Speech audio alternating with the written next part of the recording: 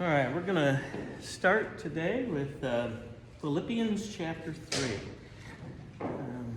Any questions so far from 1 and 2? Because I think I ended last week a little bit quickly.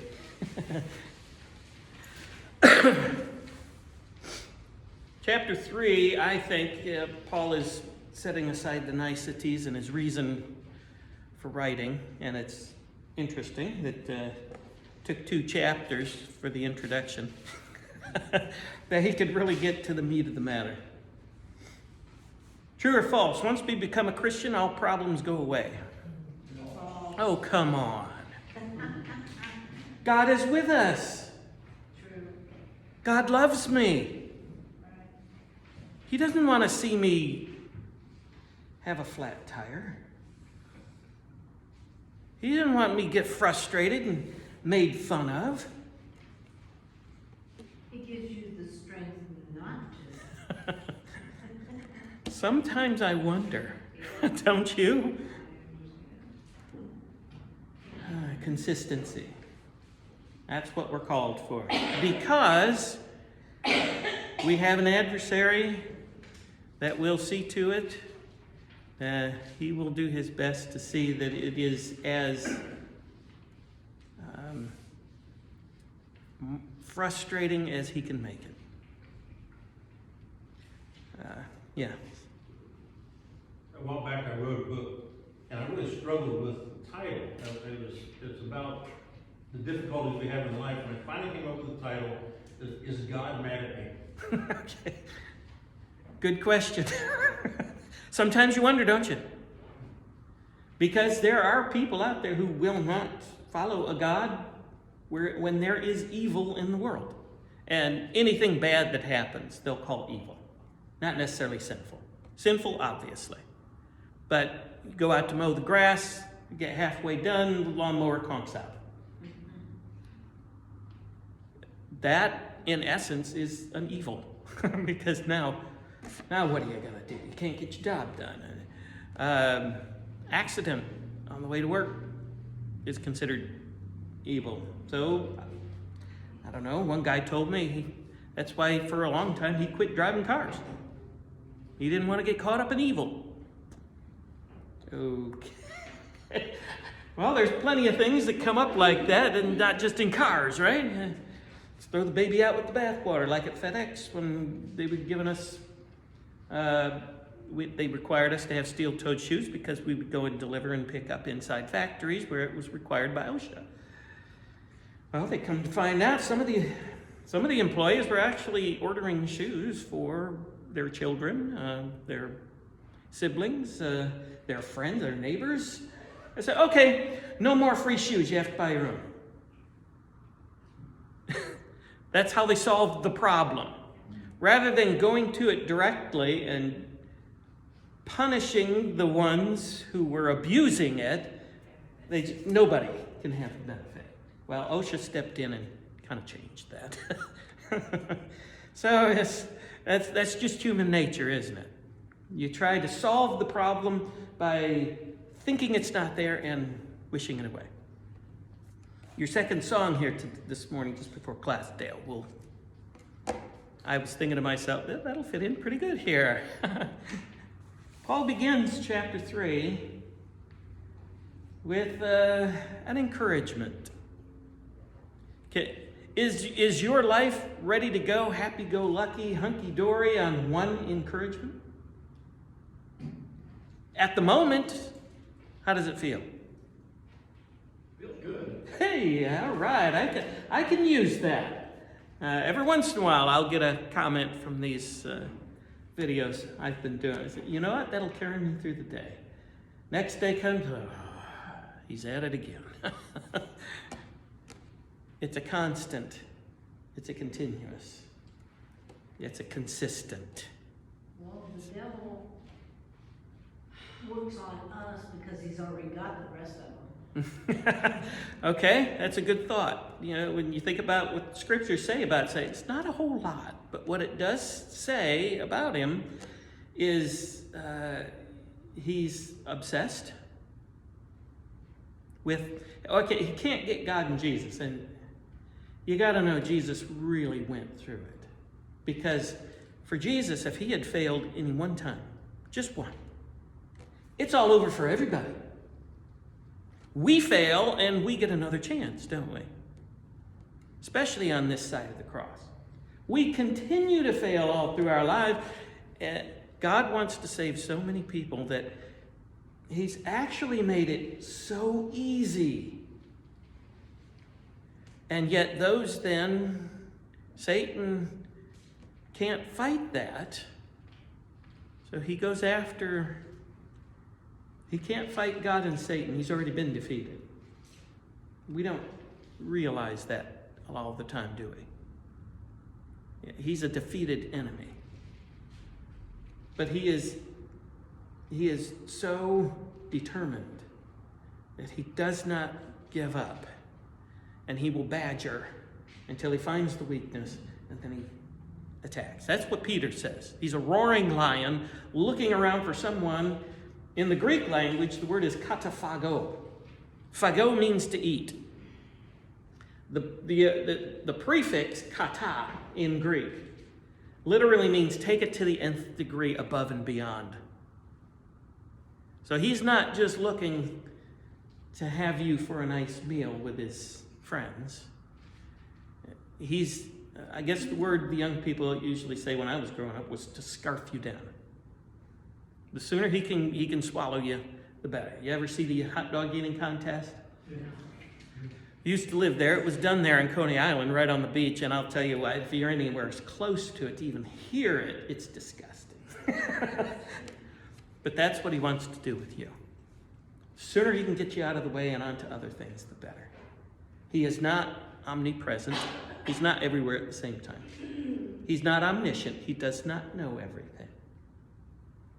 He has to learn it by watching. His time is limited. Book of Revelation says he is in a hurry now. And so he does not waste his time, as Patsy said, with the people who are already on his side. So if he's badgering you, and if the time is tough, that might be a sign that you're on the right track. Because he is not going to bother with those who are already his. If things are comfortable and quiet and the way I like it, you may need to give it a second look. And yet, religiously speaking, that's what we go for, isn't it? I don't like that group over there. I'm uncomfortable with what they're doing. We don't serve a comfortable God. Yeah. What you said last week about him being a prisoner of hell. He is the chief prisoner. Hell was designed for him. Right. The demons that followed him are going there. It's not really there for them. Yeah, he's not in charge. He's in charge of nothing. Do we have any idea how long that period was? No. No. And the problem with that, a lot of people will claim that Job wasn't inspired because it's a song, it's a poem. I said, well, no, just because it's poetry, that's a style of literature. It doesn't mean the story is wrong. We make songs up about our history all the time. And that was a way back in ancient times, and still in lots of parts of the world today where they don't have a high level of education, they'll make up a song to teach their history. Because you can remember the words of a song, can't you? Yeah, but to read it, write it, might be a little bit different. Songs were actually a way where people could join in and remember their history. The book of Revelation even talks about the Song of Moses. You know, Moses wrote 4 books. I don't remember him teaching them a song until you get to Deuteronomy. And the song was, we messed up and God freed us, and then we messed up again, but then he's still working with us. That's basically the title of the song. Job is a song. It's a poem. But who knows how long that took. It seems like from the beginning of time, Satan was part of the work group. And he just wandered into the pre-work meeting that day, and God says, well, what have you been doing? Did he need to know? Do the angels need to give God information? Do they watch over us and then report back to God so that he knows? Yeah. One lady at one congregation I was working at, I think she believed that the prayer list in the bulletin was inspired by God, because her prayers weren't being answered because I wasn't wording it correctly in the bulletin. And I put her name behind someone else who was in prison for fraud. How dare you put him above me? Does God collect bulletins on Monday so he knows what to do during the rest of the week? One kid, and I'll give him credence because he was mentally challenged, thought that his prayer wasn't being answered because I spelled his last name wrong. I'll give him credence, but the adults that complained about that. Okay, we tend to think funny things along the way. Was it Steve here? I've often thought, you go to a business and especially a credit card, and they get a hold of you later, send you an email. How was your visit here today? Mm-hmm. I thought if we sent God or God sent us, about your visit, how did you do today? Yeah. Let God judge it. 1 to 10. Yeah. Not satisfied. Somewhat satisfied. Yeah. Yeah. What would our survey come back at times be? Yeah. On a daily basis. Yeah, at work on Thursday, I was thinking about that same thing. Yeah, on Thursday, my answer to that survey would have been, take me home now. But whatever. You can't do that. Yes, no, or undecided. Yeah. I was very much no on that day. But moods change. And it's our enemy is there to give us a roller coaster ride. And at my age, I used to love roller coasters. I used to love to cheat death and live to tell about it, but not anymore. They hurt now. So you need constant, consistent encouragement. And it's nice that Paul provides that with everything that's going on in Philippians here. He's in jail. No, he's not in jail. That would be a nice way to put it. He's in a dungeon. And he's held there and basically forgotten, except for a few people who come to take care of his needs. And they're bothered now that the church is in peril. What promise did Jesus give to us about the church that tells us that the church is not going to ever be in peril? He'd be with us. He'll be with us till the end, but there was a promise. It says the gates of hell shall not prevail against it. Okay, actually the gates of Hades, death. And yet, how much time do we, waste defending the church? Why do we need to defend something that's never going to go away? Maybe we need to defend something like the people in it to not give up. To not give up. To not leave. But that's not going to happen if it's not a welcoming place to be. If we make it harder than Jesus made it, you can probably see why church throughout the ages has not been relevant. Jesus denounced the Pharisees, the religious people, for making it harder than it was supposed to be. And sometimes, no. A lot of times. I'm not talking about other groups. I'm talking about the group here and that I grew up in. We have to be careful not to make it harder for other people. First century church. We want to be like them, don't we? No. When those people denounced Jesus and then wanted to come back, wanted to be forgiven, the Christians used them as doormats. Made them sit outside the house and listen in through the window. Would not let them participate. Aren't you glad that never happens today? Sure does, doesn't it? I've watched congregations disfellowship people they never met. I've watched them disfellowship people who have disfellowshipped themselves. They don't want to be part of that group because they've made it harder than Jesus did. The woman at the well had been married 5 times. Well, how can that be if only the first one counted? And then Jesus did everything he could to draw her in. And then she became a beacon, a light, calling the other people to come to see Jesus.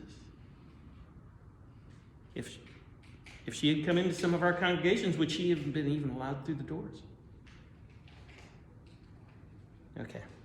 This is why we have to constantly be on guard and watch.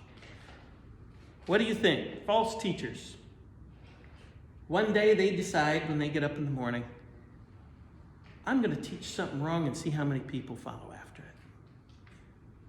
Today I'm going to be a false teacher. No.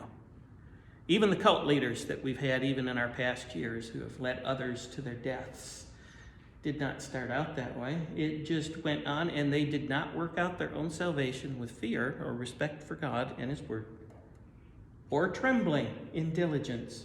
Who is Satan going to attack? But those who are making a mark. Get them to mess up, and you get a whole congregation of people, don't you? Because the people will listen to the people they respect and never question. I remember growing up in the youth group where I was, and I was actually reprimanded for questioning where they got this information. I'm going to tell your dad. Now peer pressure starts, doesn't it? Our congregation, we're going to disfellowship you. I'm not a member of your group. Each church is supposed to take care of their own matters, aren't they? I had a lady come see me one day who lives in our neighborhood. She had been a member of a church across town and had stopped going and hadn't been there. Well, she said she had visited every now and then.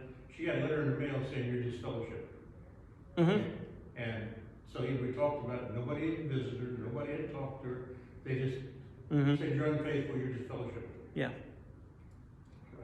I don't know why she started attending our congregation. Right. It brings up an interesting story when Kathy and I were in Memphis. We had Andrea at the time. I was going to school at the Harding Grad School. There was a school of preaching around the corner who disagreed with the progressive teachings at Harding Grad School and disfellowshipped all of us. And then we got a letter from the elders where we were attending saying they were going to go around and be prepared. They're coming to our house because they're going to be visiting the deferent members of the group. You appreciate schooling and the different words that can be deferent. What did we do to be deferent? So I went to a friend of ours who actually invited us down to Memphis. He was visiting our group up in New Hampshire at the time. And he was a Barnabas. He was a guy who would hug a skunk. You know, that kind of person. You ever know those people? They never met a stranger. You come down and you stay at my house. Poor old guy, we did go down. We did knock at his door. He had not informed his wife. But when we mentioned his name and where we were, she put 2 and 2 together, came up with 4. Said, okay, that's just like him. Come on in. And they were our best friends while we were there. But we went to him to ask him about that. And he was so distraught. He said, these elders don't shepherd. They don't know the people. Have they ever been to your apartment? No. Have they ever talked to you after? No. They're not shepherds, are they? What we come to find out, and now we can laugh about it, it was a typo. We're going to be visiting the different members in their homes. One letter. What a difference. Okay. But that happens in the human level, doesn't it? We tend to forget what we're here for. The churches of Asia that are discussed in the book of Revelation, These are the good things you're doing. However, I have some things against you. Only one congregation he didn't have anything against, but what Jesus does say is what Paul is going to say here. Don't sit back on your laurels because the devil is right there at your door. In fact, what the book of Revelation shows is that Satan tried to attack the woman and her child, that would be Mary. How did he attack Mary? Shame. Shame because of? She was pregnant with Mary. Oh, we never think about that, do we? I'm glad you brought that up. Two from Galilee was a book somebody wrote back in the 60s, 70s sometime. What it would have been like growing up in a small town where everybody knew mom and dad couldn't wait for the wedding. And then for Jesus to be in his hometown and proclaim he's the Messiah. We know your parents. We know your siblings. And what, they throw a party for him? What'd they do to him? Eventually. But at the moment, at that time, try him to throw him off the cliff the town was built on. They're going to kill him. Because they knew the secret. Yeah. But in the book of Revelation, it shows that a river came and swallowed up all his dreams and desires and his devices. And so now, it says, now he has gone off to attack her children. And that's us. Persecution did not weaken the church, it strengthened it. Satan is not stupid enough to let us keep winning. He's going to change his tactics, and what he's going to do is he's going to sneak inside. He's going to pretend to be one of us. In fact, he may even use one or more of us. Be careful, I've been taught all my life, especially in the positions I took. Be careful he does not use you. He's going to go after the church leaders. And he's always right there. Always. He's never far from you. But remember, he's not omniscient. He doesn't know everything. He's not omnipresent. He's not everywhere. He has to have people come back and give him information. He is not equal to God. He's already defeated. In the book of Job, we go back to Job, as Joy had mentioned there too. He needed permission to do all that. And God set limits for him. And if that doesn't bother you, you're not human. That God let him do that. This poor guy. And afterwards, yeah, he regained all this stuff, but you know, he still grieved over that family he lost. Life was not comfortable for him. David sinned with Bathsheba. God forgave him, did not require him to be stoned like an adulterer was supposed to be. Actually, her son was the next king. See, God just doesn't forgive the way we expect him to, does he? Later on, David did everything I told him to do. Really? Well, except for the case of Uriah the Hittite.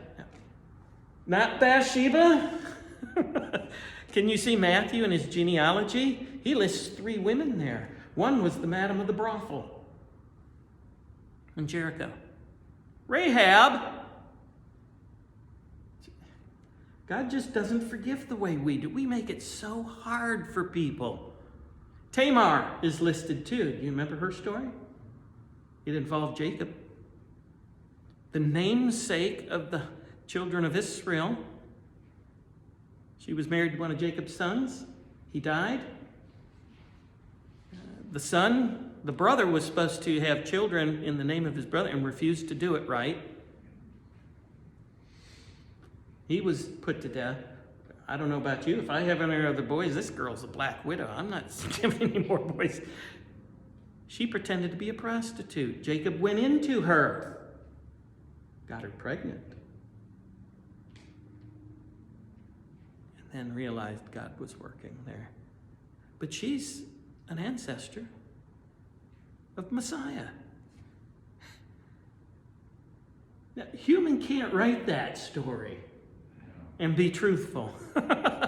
Plus, Matthew's account, Solomon doesn't name Bathsheba. He can't even bring himself to name her. The woman who was Uriah's wife. The big scarlet letter, A for adultery. He couldn't name her. Yet she's an ancestor of Messiah. God just isn't comfortable for us, is he? So sometimes we have to make up rules, regulations, to make it a little more comfortable. To make ourselves a little more in standing. And anybody else who doesn't come up to our level, then we can control, basically. Are you glad that doesn't happen today? We've got a grandson we've been going over the Bible with. We read the first creation. After that, cut it off and went straight to the New Testament. Yeah. Because I've heard people say, well, let's teach the Old Testament and the New Testament. No, you better teach the New Testament. Because if you start with the Old Testament, they say, wait a minute, time out. Okay. And I mean, it's, you know. I've quit, not to say anything that you're doing, but I've quit doing that because without the old making the foundation, the new means nothing. I agree, but you see all the deceit Mm-hmm. and the things going on, where then when Christ comes in, what he teaches. And Mm-hmm. See, how I see it now, God did not use perfect people No, he didn't. to bring us to Christ. He used the tricksters, the turncoats, the liars, the adulterers, so that you cannot say, I'm too bad, God can never forgive me. Can you call them real people? Mm-hmm. He used the real people. Yeah. You watch the TV shows. We lived in New York for about 5 or 6 years. They're all from New York, aren't they? All the police officers. The female police officers in the TV shows are beautiful. I mean, they're Wonder Women. They can do karate. They can shoot a gun and hit the target with one shot. Real life, one of the guys I worked with, I wish they did look that good. I'd behave. That's what he said. 5 years, right? What's that? It has been 5 years, things change. That's true. That's true. Anyway, life just doesn't come at us that way. The book of Revelation, it's extremely unfortunate translation into English, describes Satan as the beast. No, he's not. When you think of a beast, I'll tell you from my own standpoint, when I think of a beast, it's a big hairy monster. Terrifying, frightening. And I don't want to even be close to him. That's not how he comes. He also describes him as a sheep in wolf's clothing. And yet, it came and it was the Lamb teaching things. The Lamb. But when he spoke, he had the voice of the beast and the false prophet. And yet, most of the people follow him because he says what they want to hear. When you tell people the truth, watch out. When people are set in their way that this is the way it is, you try to tell them something different. How many times people have said, well, if you can show it to me, I'll believe it. I've learned now through experience, that means you are not going to change my mind. Yeah, he comes in the form of Mickey Mouse and Cinderella. He comes in the form of visiting preachers. Or Job's friends? Or elders of a congregation. Yeah. Jim Jones, David Koresh. There was a movie came out a few years back. I never watched the movie, but I remember the trailers on it. And Satan was portrayed by this beautiful woman in a slinky red dress. I know what you mean. There's a song back in the 60s. I still sing it. Still sing it to myself when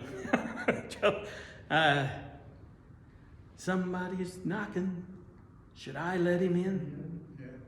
Ooh, it's the devil. But you look at him. I heard about him, but I never dreamed he'd have blue eyes and wearing blue jeans. See, back in those days, blue jeans were lustful. You couldn't wear them in school. Women wearing slacks. How long it took. My mother, she thought it was the most wonderful thing when women were finally allowed to wear pantsuits in church. Now, who made up that rule? You see, we're not too far from it, are we? No. So we need these constant encouragements. Because Satan, I'll say it the hard way. This is the true way I've come to understand it. Satan is not necessarily outside our congregations looking in. Sometimes he's sitting right here with us, singing our songs with us, praying our prayers for us. And sometimes, as I've found out through some of my colleagues, and Paul did too, in church in Corinth especially, preaching our sermons, writing our books.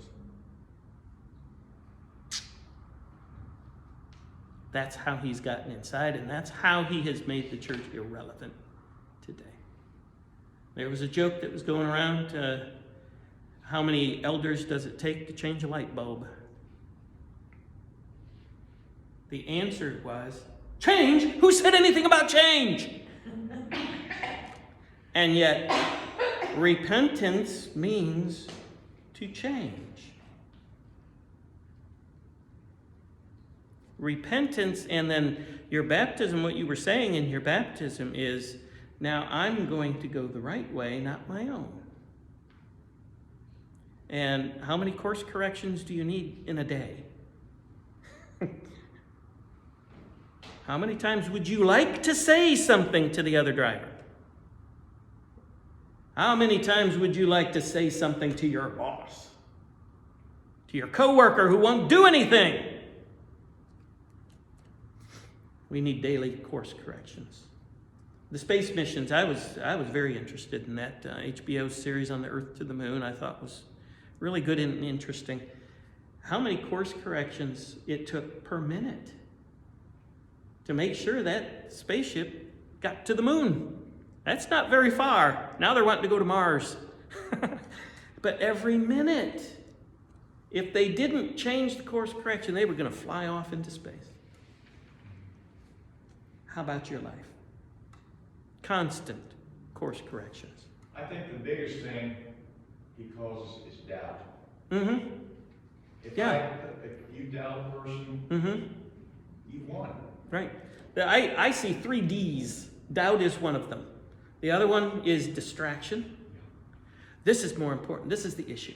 We're dealing with this. When they brought the woman caught in adultery to Jesus, what are you going to do with her? What the law of Moses says to do this. And my first answer would have been, well, then do it. Where was he? You ever wonder that? It's just the woman. She was caught in the act. Where is he? Yeah. What did Jesus do? Started doodling in the sand. And then finally says, well, okay. The one about you who is perfect, perfectly following the law, go ahead. Throw the first stone. And it was the older guys who backed away first because the younger guys are gung-ho, aren't we? But everybody laughed. And then how did Jesus treat her? You need to go back to your first husband. You need to go through all this penitence. You need to do it. No. I don't condemn you either. No. Quit sinning. Can you do that? Can you quit sinning?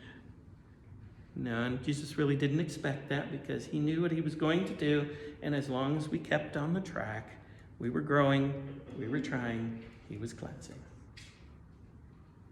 But you can't get people, even well-intentioned Christians, to stay that way. Eventually, they're going to get to a point, and I've been there myself, so I can say this from personal experience. You're not going to get fooled again. No one's going to pull the wool all over your eyes again. No one's going to treat you like that again. And so we make up rules that we think are going to defend from that ever happening again. And then eventually the rules become doctrine. Let me give you an example. Thursday evenings when I was on college campus. Thursday evenings we had a Thursday night devotional. There was a curfew. Can you believe that they kept curfews for college kids back then?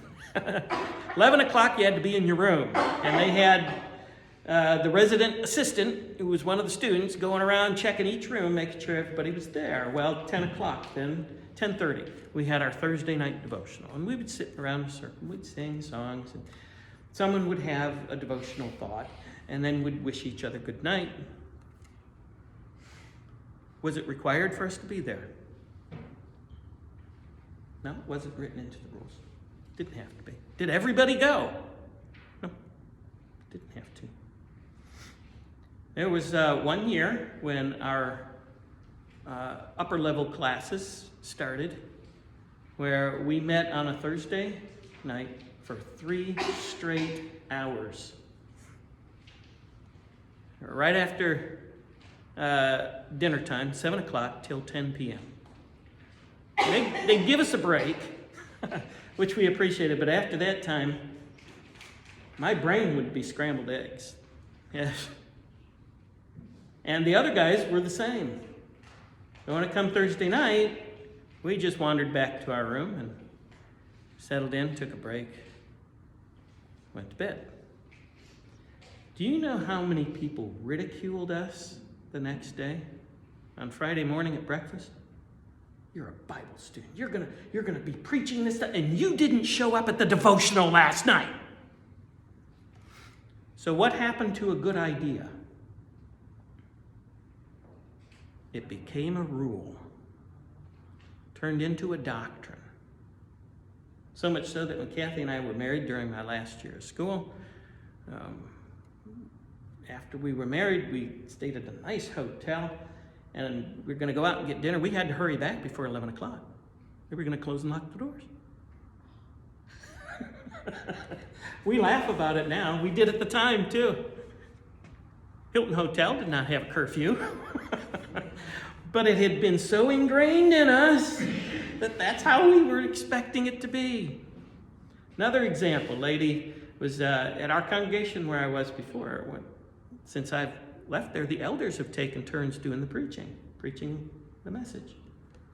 Sounds New Testament to me. You know how many people up and left and went to other places because they didn't have a preacher?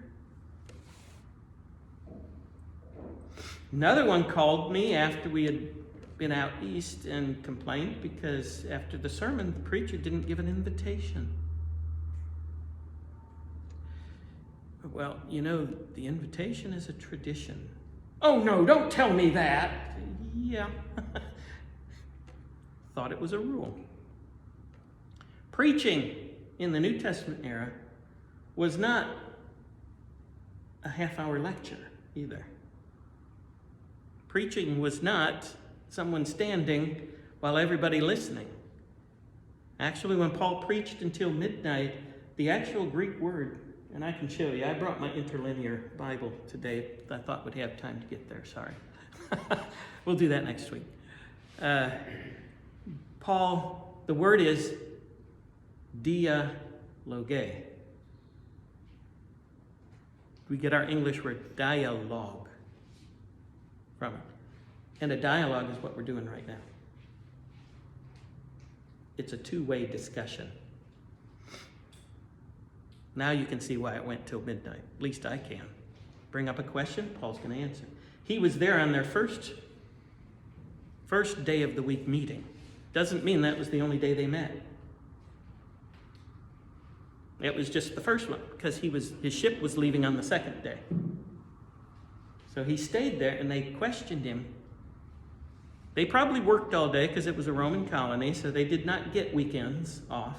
Under the Roman Empire, they did not get weekends. They had to probably go there when the sun went down.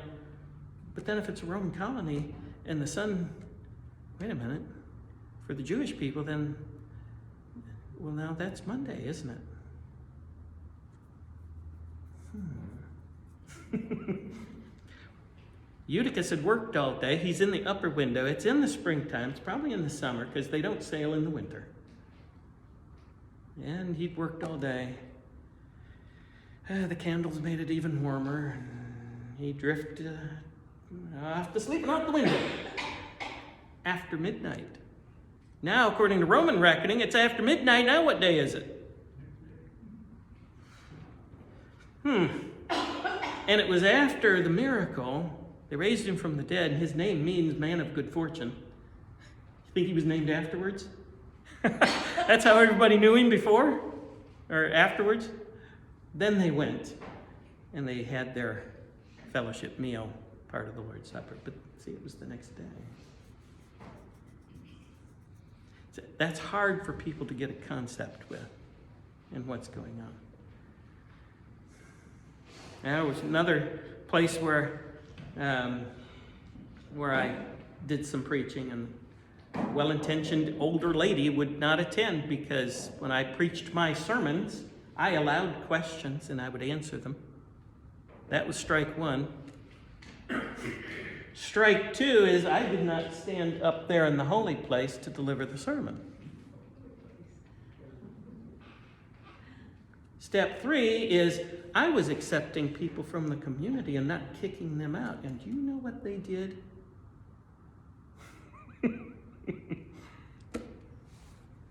All right. I do want to leave you with this good thought, though. In chapter 3, Paul's final instruction to the church in Philippi. He could have left on this, but he had to be consistent. One encouragement is good, but it's not good enough. Finally, my brothers. That shows you he was ready to quit the letter, but something came up. And you'll see it in verse 2, but we'll have to get there next week. Finally, my brothers. And when he says brothers, he's not meaning just the men. The adelphoi in the Greek included men and women. Spanish will do that too. If you have a dog that's a male, it's a perra. If it's a female, maybe I got this backwards, perro. Female is perra. But if it's mixed male and female dogs, they use the male ending. Greek does the same thing. So brothers means Christians. Rejoice. Where? In Christ. In Christ, in the Lord. Yeah. Don't rejoice in your life. There's not a whole lot to rejoice in. Periodically, when it happens, we rejoice together, don't we? Rejoice, though, that you're in the Lord. Keep that thought in mind. When things go bad, who do you belong to? Who owns you? Who has never given up on you and never will? Who will allow you to work through the problem so that you're stronger the next time? Rejoice in the Lord. It's no trouble for me to write these same things to you. What? Again? How many letters to the Philippians do we have? Maybe there were others. Ooh, that made other people mad when I mentioned that before. We don't have all of the letters Paul wrote. Yeah. Paul's doing this again. Constant. It's no trouble for me to write the same things to you again, and it is a safeguard for you. Remember the story of Peter Pan? What was it that helped them to fly? Besides the pixie dust. They could be sprinkled with pixie dust, but what else did they have to do? Believe. You had to believe. There was one other rule. Think happy thoughts. Think happy thoughts. Think happy thoughts. And I like the movie there that later Hook was in because the kids would have signs for him to think about so he could fly, and one was the birthday. BERF instead of birthday. Another one held up, playing on a swing set. Another one was fun games. Parents, think happy thoughts. So Paul had to constantly give them happy thoughts, because you look at verse 2, total change of dialogue. Watch out for the dogs. Now, if you have to watch out for them, they're not that obvious, are they? And if you have to constantly remember who you belong to and who is on your side, who's got your back, it can't be easy, can it? You have to work out your salvation with respect toward God, not terror and fear. The fear is the respect and the wanting to do what is right. But trembling, diligence. You have to keep watching. You can never give up. You always have to look around and see who's there. Rejoice in the Lord always. Again, I'll say it. Rejoice. Next verse, starting next week, look out for the dogs. We'll see you then.